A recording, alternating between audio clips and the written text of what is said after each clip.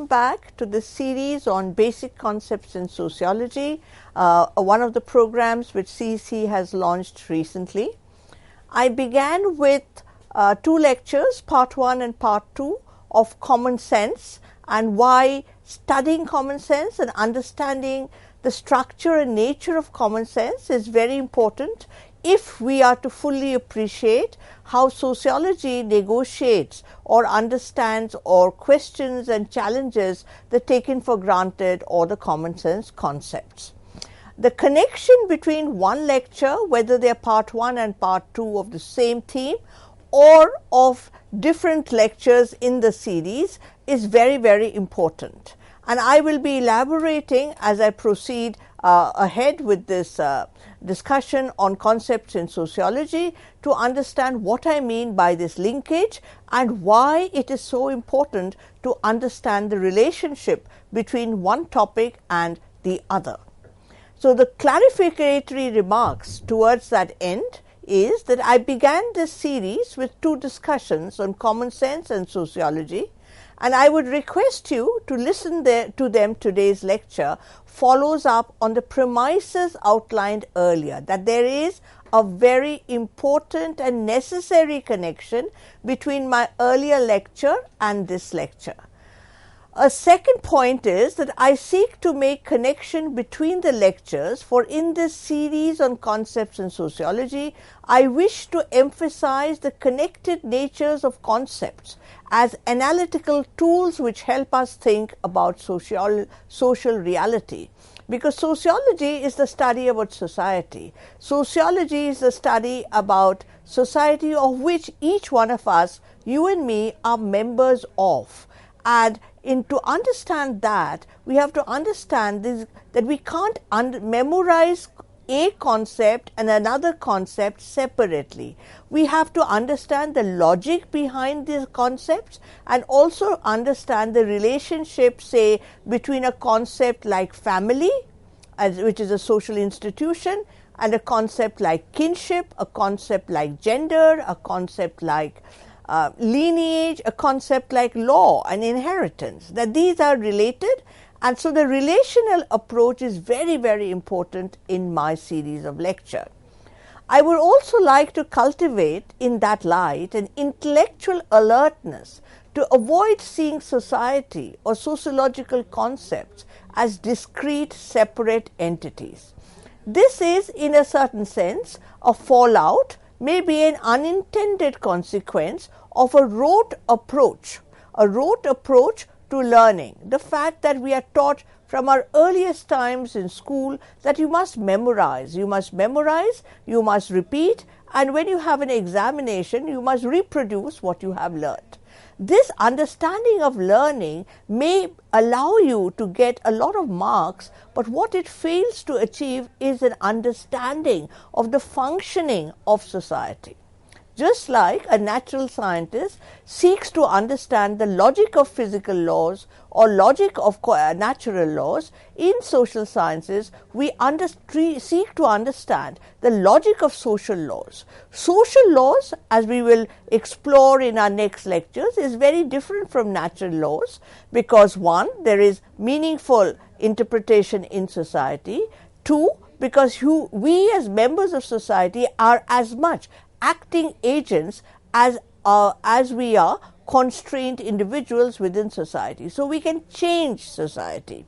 So we have to understand the specific dynamics of society and therefore the specificity of a sociological approach and the challenges it has, but at the same time be very aware that we don't negate certain principles of scientific approach and concepts of validation, certain kinds of methodology and theory, which is very, very important. So my attempt to begin this course with concepts itself. This course is about basic concepts, but we also need to know why basic concepts in sociology are important. Very often a ready answer is they are the building blocks, and if we don't know the building blocks, how will we understand the whole? It's like if we do not know alphabets, how will we make words?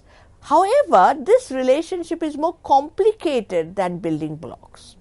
is not just building blocks, but that in it itself, in the very making and nature of concepts, there is an interrogative or an analytical or a questioning approach. And this is what the entire lecture today will be focusing upon.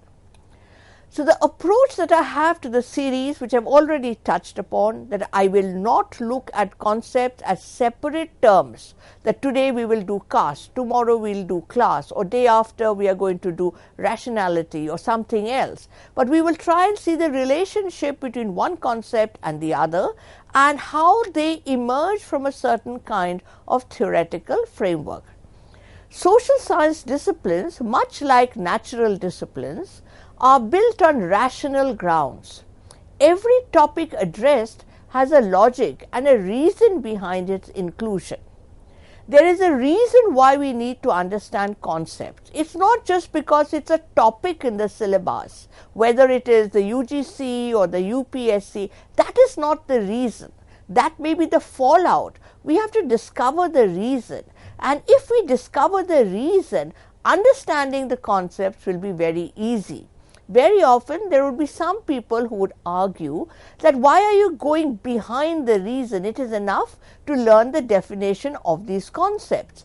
But however, you may learn it and memorize it, but unless you understand the logic and the rationality, why we need concepts and what is the specificity of social science and sociological concepts in particular, we will not be fully able to appreciate the nature of the concepts itself. There is a reason behind it to have a conceptual apparatus and a theoretical framework to understand social reality. The reason I am emphasizing is that in the practice of the social sciences and sociologies, because I've taught more than 3 decades in this, there is a tendency in our everyday practice that we separate empirical research, methodological issues, and theoretical framework. So you feel you can understand sociology and by saying, let us study this ethnographic account of a particular village, or we may study stratification in a particular community, or we study about urban issues, etc. And then we see theoretical issues as something which is an add-on. Like you can wish to add, like if you wish to add sugar to your tea or not add sugar to your tea. But the question that I'm trying to emphasize and put across is that a conceptual or a theoretical issue is not an add-on. It is not something which is volitional, a matter of choice, but it is absolutely part and parcel of the nature and logic of social sciences. In other words, a question which I repeatedly engage with is that is there a pre-theoretical world? Is there a pre-conceptual world? Are we people who are concept-bearing agents, or are we people who are just passive, containers for receiving sociological concepts? So in other words, the argument that I am putting forward, it's not an original argument, it's an argument that sociologists, philosophers have repeatedly addressed, is that as meaningful, acting, conscious, self-cognitive individuals in society, we already have concepts with which we live our everyday life, and the sociological concepts are related to these common sense concepts, but that relationship is a contested relationship, it's a complex relationship, and unless we fully appreciate this relationship, we won't be able to fully appreciate why we need to study concepts. The other question that informs this series is, why do we study concept? How is it relevant? What is the use of concepts and theories? And I am using the term use within quotes, and I'm using the term relevance in absolute conscious awareness, because we live in pragmatic times. We live in times where everybody wants to ask, what is the use of this? What is the utility of a particular phenomena? And it is very difficult to communicate that theory and concepts also have a use. That use is for us to think. That use is for us to understand the dynamics of society better. So a question that very often people would ask is, why don't you all do problem solving? Why don't sociologists do problem solving? What's the point of doing theory building? What's the point of theorizing? Theorizing is seen as an elite, idyllic exercise. The argument that I'm putting forward is that theories have use. Unless we have theory and clarity in concepts, we will not be able to understand the empirical. And this is the approach which informs my presentation. I draw from Paul Freire's banking concept in education, which is a concept in philosophy which was propounded by Freire in his 1968 book Pedagogy of the Oppressed. Most of you would be familiar with Freire's objective. And what did he mean by this banking concept in education? The banking concept of education is a method of teaching and learning where the students simply store the information relayed to them by the teacher. The oppressive depositing of information, hence the term banking, by teachers into their students. So it is like our brains are as an empty vessel, and the teacher comes there with the books and definitions, and you learn all those definitions, and they are sort of inscribed in your mind.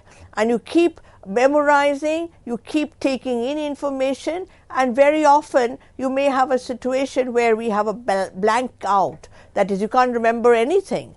And when you don't remember anything, probably one of the reasons is, as one of my students said, it is like trying to download too much information on the laptop, and what happens? It hangs. So very often our mind hangs, our brain hangs, because there is an overload of information. And the overload of information cannot be overemphasized today, because in today's context, every one of us through the smartphones have access to information. So in a certain sense, people could say it's more democratic. All of us have access to information. Indeed, we have access to information. We don't have to search and go to libraries in buses and then go through dusty shelves to try and retrieve. But we can do just with the click of a mouse, get the latest article from the latest journal. It sounds very good. It sounds miraculous that you have so much access. In a certain sense, this is a fact. This is true. You do have access. But what is it which trains young people, students, scholars, teachers, every one of us as citizens of the country and citizens of the globe to realize whether this information is correct or false? Is this news authentic or fake? Who produces this knowledge? Who is the author of that knowledge? Which context did it arise? Is this website safe? Is this website authentic? Can we validate it? The only way we can do it is by training ourselves to understand the logic of sociological inquiry, to understand concepts in a comprehensive, simple fashion. And comprehensive and simple, because complex cities does not mean that you don't understand. Complexity just means there are many layers. It's not just black and white. But it's important for students and every one of us, old and young, to realize, because even children use the internet, which knowledge is authentic and which knowledge is not. How do we realize that? We realize it by realizing what are the sources of this knowledge. Can it be verified? Can we surf the net and see other authors and say, is this what happened? Supposing I'm giving you a quote today about the pedagogy of the oppressed, and I give you a wrong quote. Now, it is up to your training to Google and say, look, this particular quotation was wrong. This particular quotation is not right. I would not be offended. I would be delighted, because that is the logic of knowledge and training, that you figure out what is right and wrong, and that is only possible with some amount of intellectual training which teaches you the process that knowledge is not given. Knowledge is not divinely ordained, but knowledge is something which has to be understood as something which is constructed by human beings, located in a human society, located maybe in the global north, maybe located in the global south, maybe produced by a privileged person belonging to a dominant class, race or caste, or maybe emerging from the struggles of the impoverished and the dispossessed. The production of knowledge is important. Who produces, in which context, who is it trying to convince, what are the domain knowledge or domain assumptions of that process. Each of this point is important. We have to be aware, drawing up from the idea of the pedagogy of the oppressed, that the person is not an empty mind. We are not passive victims open to the reception of deposits of reality from the world outside. We have to be educated in order to critically examine the knowledge that we get. So what I'm trying to communicate is that we must cultivate what we call the dialogic mode, the dialogic mode of teaching in a classroom. That is, engaging with what you know, what I know, and what as members of society we know. So when I look at you, when I teach in a class, whether it be a face-to-face physical class or a remote class as we are located now, I don't assume that you know nothing, or I don't assume that I know everything. I assume that you have already reached this class with many ideas and conceptions of sociology, of basic concepts, of which concept has been covered, which concept. You are active agential beings. You also would have preconceptions about what is sociology, what is society, what is class, what is caste, what is family, what is religion, what is economy, what is polity, who is Weber, who is Marx, who is Durkheim, who is Bourdieu, who is Leela Dubey, who is S.C. Dubey, who is M.N. Srinivas. You have arrived with certain kinds of assumptions, and the approach would be that can we engage with that? Are you right? Am I right? In that conversation, we sort of acquire and develop how right we are, or are we in that process of dialogue able to understand better society? Engaging with ideas and concepts that we have of society, selves, social institutions, and understand how they differ from the sociological concepts. As I began at the beginning of my class, the reason why I spent 2 parts of 2 lectures on common sense is to show that the logic of common sense and its practice is very different from sociological concepts. At the same time, there is a very close relationship, and there are 2 reasons for this close relationship.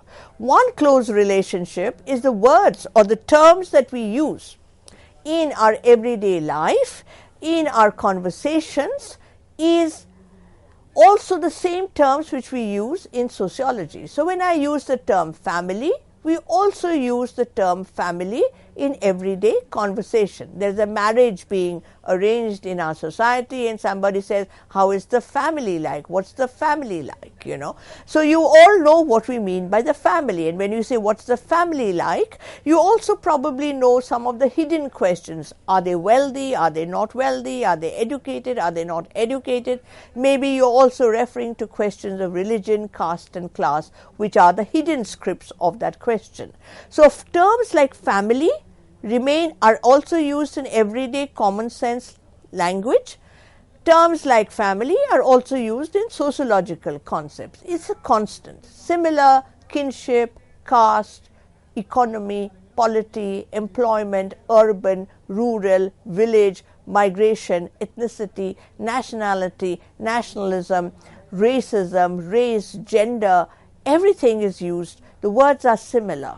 So obviously when the words are similar, it becomes extremely difficult to communicate the idea that actually in sociology we can't take common sense as received, and even though we have those ideas, we have to learn how to question them and show how the ideas which we have may be very particular to the place I live in, to my geography, to my history, to the context within which I am born. The specificity of common sense knowledge is very different.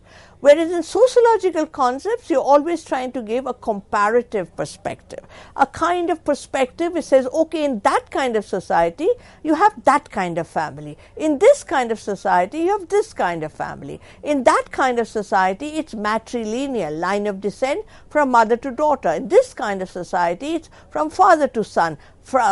In this kind of society, you have people living in extended family. In that kind of family, you have families which live in nuclear families. There is a necessary acceptance of diversity and therefore necessary attempt to move out from what we would call provincialized knowledge, that our knowledge and what we think, which may be very often prejudicial and partial, we don't impose it on others. We don't say, our family is very good, other kinds of family are not so good. There is no normative judgment. If there is no normative judgment, that is we talk about in sociology of what is and not what ought to be. So you have a relationship with common sense, and at the same time it is very different. The other reason why there is that relationship, a connected point, is that, say I am an elderly woman belonging to particular society, and may have certain kind of experiences and prejudices. Now, it becomes very natural, if we are not very careful and very cognitively aware, that my prejudices slip into the concepts that I use, slip into even the hypotheses that I make. That reflective ability and a critical ability, which is part and parcel of what we call sociological perspective, is something which is built into sociological concepts. Sociological concepts has that analytical thrust or tool to question that. Now, related question is, when we say, look, our minds are not blank, and we already have ideas about society. So a question that I often ask is there a preconceptual, is there a pre-theoretical worldview in society? Or is that in our everyday life as lay persons, don't we use concepts? Is discernment of reality possible minus concepts? Are we not concept-bearing individual? Even when the little child learns hot, when you give them a glass of hot milk and the mother says, be careful to drink it. If you touch it, it will burn, and she makes certain noises of getting burnt. The child learns hot and learns to say it in a particular way. So there is a word, hot, but there is also a concept of heat and the fact that you may burn. So as the child grows up, you learn concepts. These are everyday concepts embedded in language, concepts embedded in language. And even as the child learns language, she or he is also learning to conceptualize, and we are constantly learning and rethinking. So in my times as a student, we would only use he. Now we would use she, and now we are more aware about transgender, and we would use another pronoun or they. Now this is extremely important. I will stop here at the question as, is there a preconceptual, is there a pre-theoretical, and move on to other discussions when we begin the part 2 of this series on concepts. Thank you.